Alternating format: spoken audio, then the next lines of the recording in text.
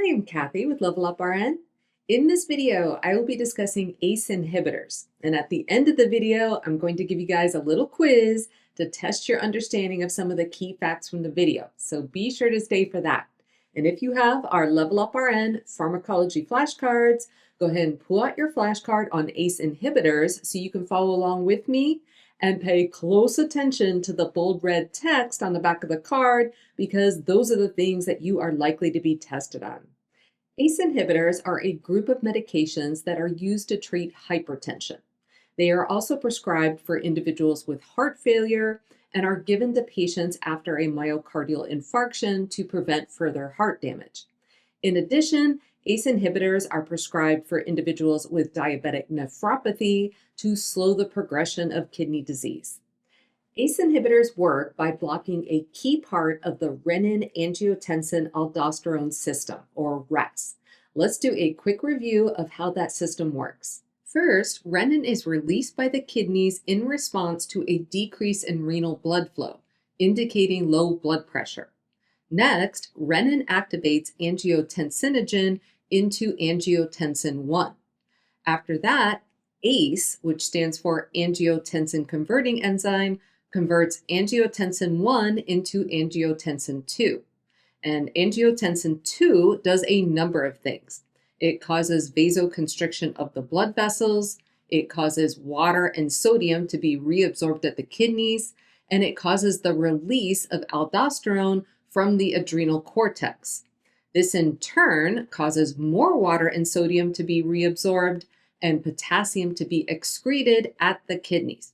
So the ultimate effect of RASS is to increase the blood pressure through vasoconstriction and the retention of water and sodium. In terms of mode of action, ACE inhibitors block ACE, which prevents the conversion of angiotensin 1 into angiotensin 2. In turn, this prevents all the downstream effects of RASS, including vasoconstriction and the reabsorption of sodium and water. And by preventing those things, this results in vasodilation and the excretion of sodium and water, which brings down the patient's blood pressure. ACE inhibitors include medications such as Captopril, Lisinopril, and other medications that end in pril. Our cool chicken hint to help you remember that ACE inhibitors end in pril is to think of playing cards, and when you get an ace, you get a thrill, which rhymes with pril.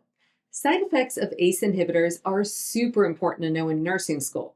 Just like all other antihypertensive medications, a key side effect of ACE inhibitors is hypotension, which in turn can result in dizziness. Our cool chicken hint to help you remember the other important side effects of ACE inhibitors is to look at the word ACE. So A stands for angioedema, C stands for cough, and E stands for elevated potassium or hyperkalemia. Angioedema is a rare but serious adverse reaction that causes swelling of the face, lips, tongue, and throat. The cough associated with ACE inhibitors is usually dry and persistent. And then let's talk about why we have hyperkalemia with ACE inhibitors. So normally with RASS, with the release of aldosterone, we have the excretion of potassium. But since we are blocking the effects of RASS, we have the retention of potassium instead. It's also important to note that this drug class has a black box warning for fetal toxicity. Therefore, medications in this drug class are contraindicated during pregnancy. In terms of nursing care, we need to monitor our patient's blood pressure throughout therapy. We should also check their potassium levels periodically due to the risk for hyperkalemia. And because of the risk of hypotension, we should advise our patient to change positions slowly. All right, it's quiz time, and I have 3 questions for you. Question number 1.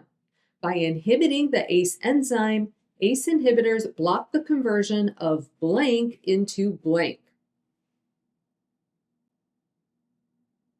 The answer is angiotensin 1 into angiotensin 2. Question number 2. Medications that are ACE inhibitors end in blank.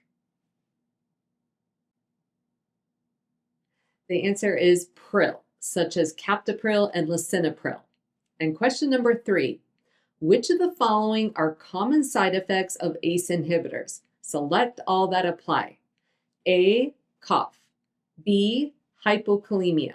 C, hypotension. D, hyperkalemia. And E, dizziness. The answers are A, C, D, and E. All right, that's it for this video. I hope it was helpful. If so, be sure to hit that like button. Take care, and thank you so much for watching. We invite you to subscribe to our channel and share a link with your classmates and friends in nursing school. And if you found value in this video, be sure to hit that like button and let us know what you found to be particularly helpful.